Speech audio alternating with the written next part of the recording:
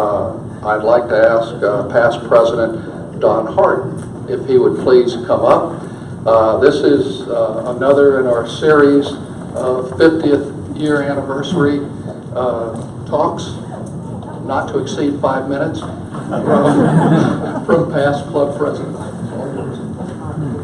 Thank you very much. I knew you were real interested in what I had to say when Scott told me it was going to be 5 minutes. I'll try to give you 5 minutes worth. Anyway, I was president in 92 and 93, and I resigned in 2013 because I was having to have some intense treatments and didn't let me be a good Rotarian. But I have been a Rotarian, or have been an active Rotarian for over 48 years. But during my time as Rotary president, I'll give you some examples of some different things. Somebody has said that you never learn from your successes. You always learn from your failures or from doing something different. Now, do not turn me in for plagiarism. I don't know who said that, but I just remembered it having been said by someone. But the year that I was president, there were a couple things we did. One thing, the first dues increase we had, and working with the board of directors, there was had not been a dues increase since this club had started. And if we increased the dues, membership would go way down. But we increased the dues with the consensus of the members, and membership kept going up. So that was a good thing we did.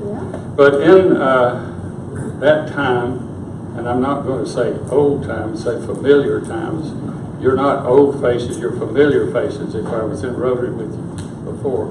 But Rotary was fairly strict on the classifications at that time. You had to be classified as a certain business, in a certain business classification before you could join Rotary. And two people could come into that same classification if the one who had been in the club the longest became what they call a senior active. Well, we had a proposal that we accept a chiropractor as a member, and he's still a member of this club. Some people in our club did not accept chiropractic as a medical profession. So there was some strong opposition to accepting this person as a member. And so, you know, we kept talking about it as a board and going through it off and on, and things began to soften up among those who did not want this to take place. So finally, the club voted to accept this person as a member. And one of the people who was most, he's passed away now, who was most opposed to accepting a chiropractic profession in the Rotary Club, he accepted the responsibility of introducing this gentleman to the club, which was a great thing for him to do.